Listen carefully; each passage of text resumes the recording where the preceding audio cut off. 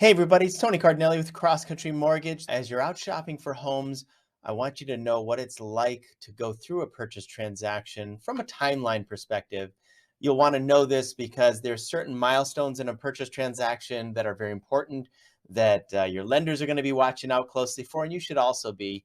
So I'd like you to know about these, and it'll give you some perspective on the different times in a transaction when you might need money, you might be writing checks. It'll give you some perspective on what happens at these different stages as well, so you can be prepared.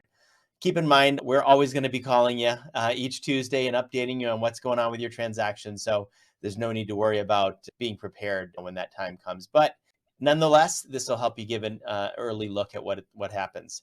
So let's get right into it. So for a timeline for your purchase transaction, I've selected a 45-day period. This can be as little as 21 days, just a little bit more compacted here, or it can be as long as 60 to 90 days. Mostly it's 30 to 45 day closings these days. When you start out with your transaction, you will have been pre-approved already. So you're over here on this timeline. If you can see my cursor around the 21st, 22nd of the month of January, you've been pre-approved and you're out, you're ready to go shopping. When you find a house, you're going to make an offer on that home and you'll make a deposit with the seller called an earnest money deposit. This is generally about $1,000 these days. And that'll be held in escrow for you on your behalf until you get to closing, in which case it will count towards the money you would need to bring to closing. So it's just think of it as sitting there waiting for you at the closing table. On the other hand, there will be a bigger deposit required down the road. We'll talk about that. And when you make your offer, you're going to lay out how much deposit money you will be giving the seller up front. So keep in mind, you will need some money early in your transaction. It's called earnest money. Right after your offer is accepted, you'll probably schedule a home inspection if you're going to do one, and you might get a home insurance quote from your home insurance agent.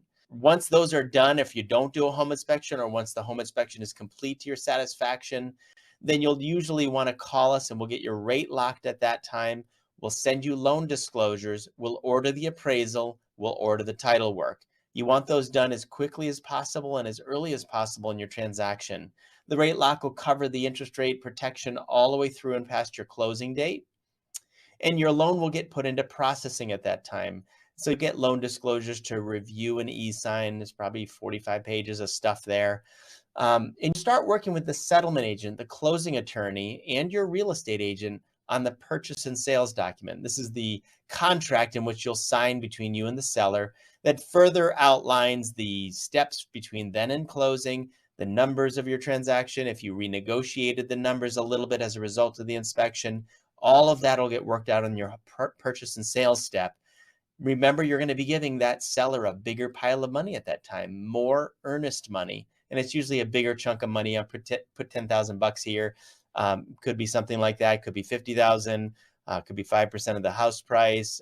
Those are common things I see. Could be $2,000. It's really up to you and your real estate agent to negotiate that ahead of time when you're making the offer.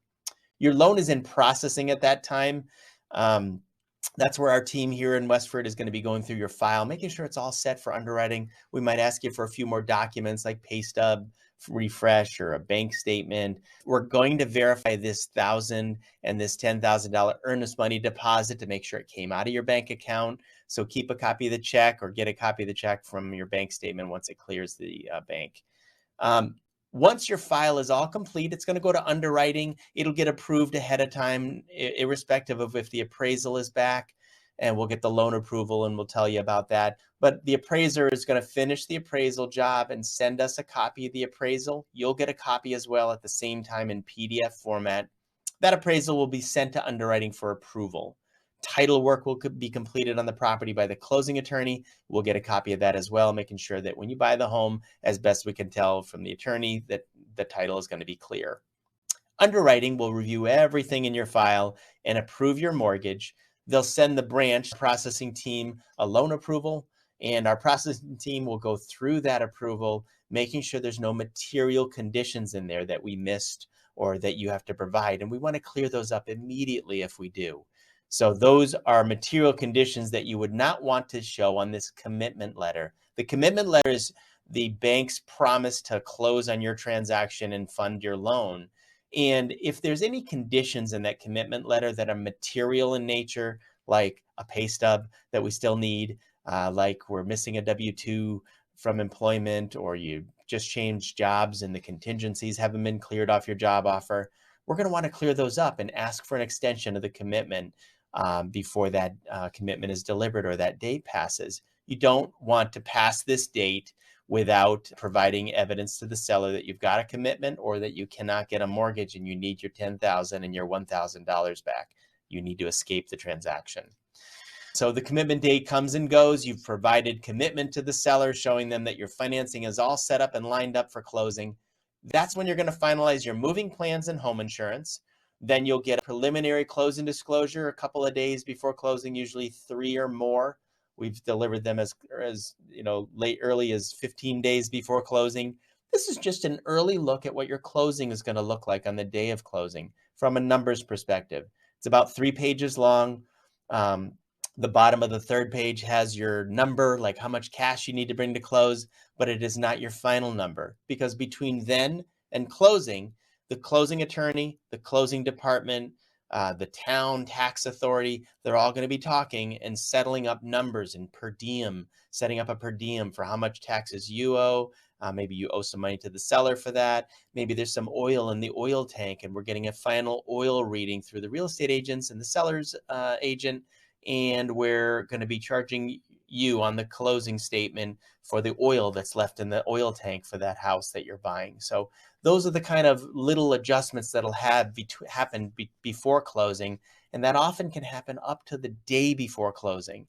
What you need to know now is that you may not get your final number, the amount of check you would need to bring to closing. It's going to be a certified check. And so talk to your bank early on, find out how much the bank where the money is for closing, find out how much how much time you need to get a certified bank check for your closing day.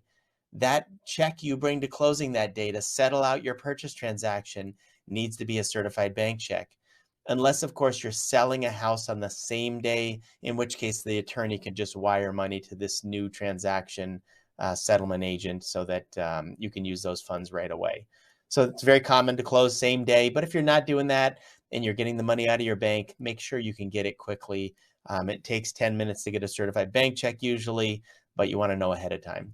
So if you need a number maybe 5 days before closing because your bank is in another state and it's going to take some time, or maybe the wire would take time, we can give you a high number. So we can tell you a little bit high number, more than we expect you to need at that closing day. That'll be between us and the closing attorney to work that out. And then you can get that check or wire that money directly to the settlement agent. And then the attorney will give you a refund at closing for what the overpayment was. You can't undershoot the number, but you can overshoot the number. So remember that.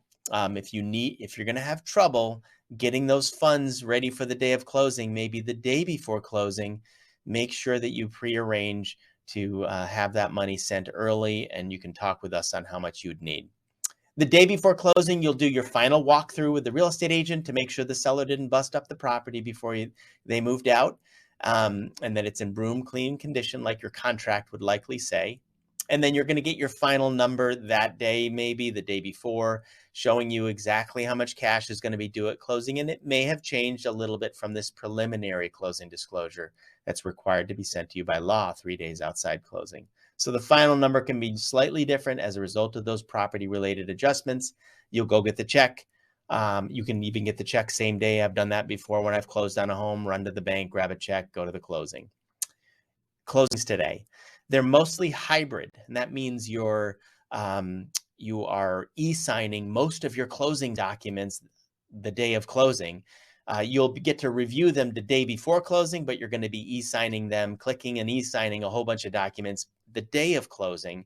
You'll also visit with the attorney typically in what's called a hybrid closing, where you'll sit with the attorney for a few minutes and sign a few legal documents like the mortgage and the deed, things that might be recorded at the registry of deeds, the note, those things that you might ink sign when it's not a full remote electronic closing. So we can do electronic closings today in Massachusetts and New Hampshire on certain transactions. It does cost an extra fee of like $125 or $130 because there's a notary that's going to be doing a Zoom meeting with you So you need to be in front of a laptop and with a camera on, showing them your driver's license and certifying your identity to this notary. And then you can e-sign all of your documents that day. Okay, so that's possible if you're relocating from another part of the country and you can't show up the day of closing. If you have any further questions about this whole transaction and the process, give me a call anytime. I can walk you through it again. I will have a copy of this spreadsheet available for you if you'd like to download it as well. It's really cool to play with it. You can change the dates in yellow, and the whole spreadsheet will move around and change just in case you do want an actual timeline for your transaction. I hope this helped. Have a great time shopping and call if you need us.